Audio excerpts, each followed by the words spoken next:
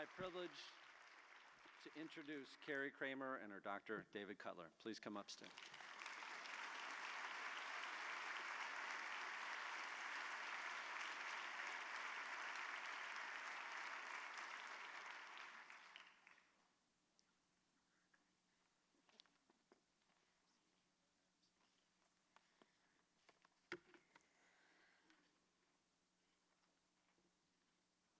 If I faint from nervousness, it's very comforting to know there's a doctor or two in the room. Let me just start by saying that.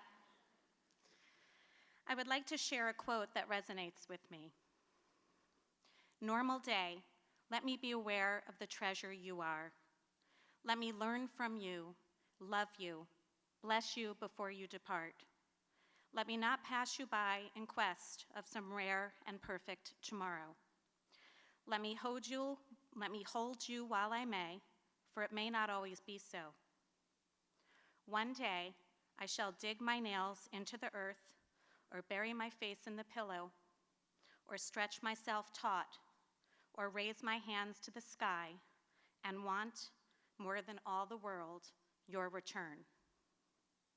My normal day left me the day I was diagnosed with throat cancer. But New York Presbyterian Hospital gave it back. For this, I remain eternally indebted and grateful. Amazing things really are happening here. Dr. David Cutler is the equivalent of my surgical rock star.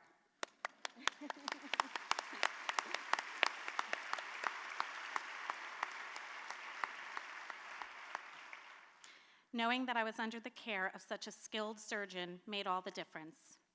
To be entirely honest, I must admit that I possess quite a colorful and active imagination.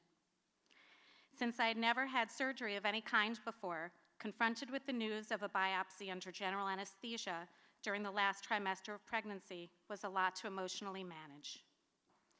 My imagination kicked into overdrive, and I crafted some very stark outcomes.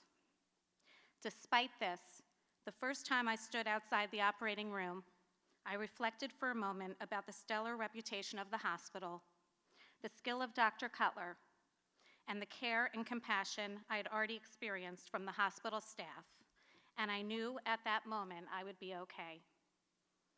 The 5-centimeter lesion in my throat was expertly excised in one piece by the combination of Dr. Cutler's skill and the Da Vinci surgical robot, my new favorite friend. It comes as no surprise that surgeons don't collectively have a reputation of being, quote, warm and fuzzy. No offense. Some might say that a surgeon does not need to be personable as long as he or she gets the job done. I would point out the opposite.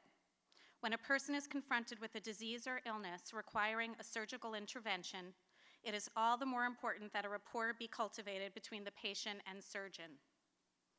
In the short span from August to present day, Dr. Cutler has educated, supported, and on occasion humored me.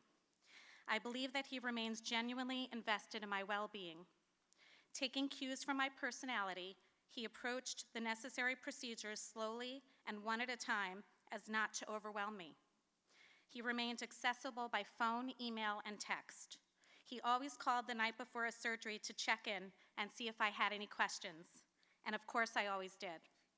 He patiently answered all of them, no matter how long they took and how strange some of them were. And some of them were strange, I have to say. Our relationship transformed from patient to doctor to equal partners committed to my health maintenance. Logistically, I was not an easy patient. Beginning with my biopsy, it was critical that a team assembled by Dr. Gensch be present to monitor the baby and make preparations for an emergency C-section if the anesthesia brought on preterm labor. After meeting Dr. Gensch, I knew immediately that his singular focus was to ensure the health of my baby and felt confident he would do so. This was only reinforced when I learned that a special multidisciplinary team met in advance of my biopsy.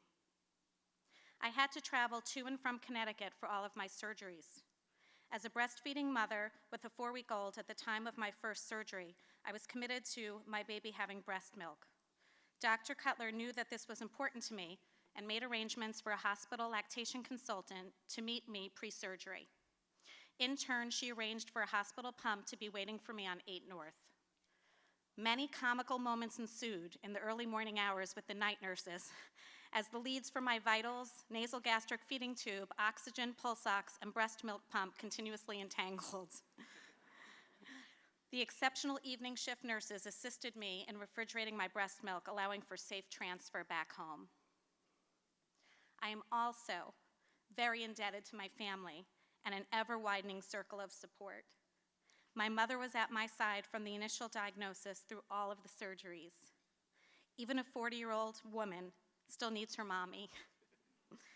My husband, Arden, seamlessly juggled being bedside with his wife, as well as transitioning back home, returning to work, and taking care of Jake, Ben, Sam, a newborn, and a recuperating wife.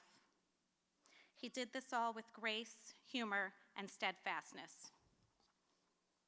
In closing, the best news of all. Did I mention that I'm currently cancer-free? Thank you.